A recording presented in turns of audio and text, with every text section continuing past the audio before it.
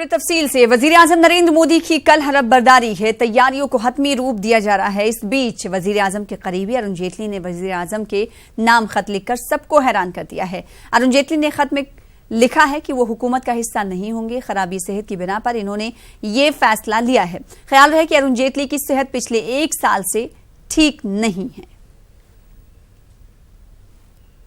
वजीर-ए-आजम नरेंद्र मोदी कल सुबह राजघाट जाएंगे। जराये के मुताबिक वजीर-ए-आजम कल सुबह करीब 7 बजे अटल बिहारी वाजपेयी की समाधि पर जाएंगे।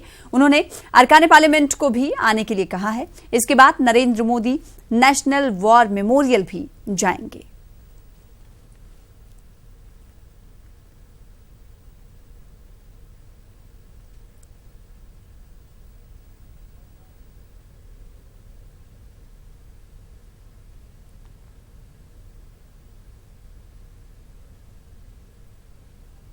तो राष्ट्रपति भवन में हलफबर्दारी तकरीब की तैयारियां मुकम्मल कर ली गई हैं। गुज़िश्ता की तरह इस बार भी मेहमानों की बड़ी तादाद हलफबर्दारी में पहुंच रही है। हलफबर्दारी तकरीब 4 कोर्ट में होगी। तकरीबन 6000 लोगों को दावतनामा भेजा गया है। जुमेरात की शाम 7 बजे राष्ट्रपति भवन में हलफबर्दारी तकरीब होगी, जिसमें नरेंद्र मोदी और उनकी काबीना के अरकान हलफ लेंगे। वहीं ममता बनर्जी को भी दावत दी गई है। ममता के साथ साथ अरविंद केजरीवाल भी तकरीब में शिरकत कर सकते हैं। 2014 में जब नरेंद्र मोदी पहली बार वजीर-ए-आजम बने थे तो उस वक्त हलफबर्दारी तकरीब में सार्क ममालिक के लीडरों को मदऊ किया गया था। समारोह के लिए देश के सभी राज्यों के मुख्यमंत्रियों को न्योता भेजा गया है। देश के गण्यमान्य लोग भी इस समारोह में शिरकत करेंगे।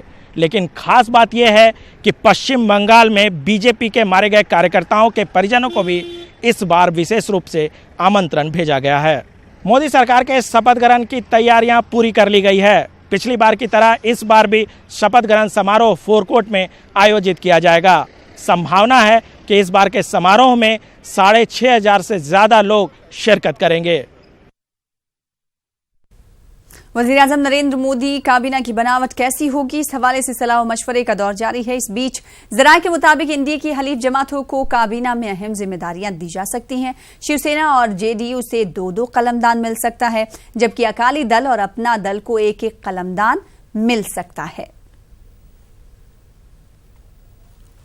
उधर बिहार के वजीर आला नीतीश कुमार ने आज बीजेपी सदर अमित शाह से मुलाकात की। यह मुलाकात अमित शाह के अकबर रोड पर वाक़ रिहाइशगाह पर हुई। समझा जाता है कि मरकजी काबीना की बनावट पर इस मीटिंग में बातचीत हुई होगी।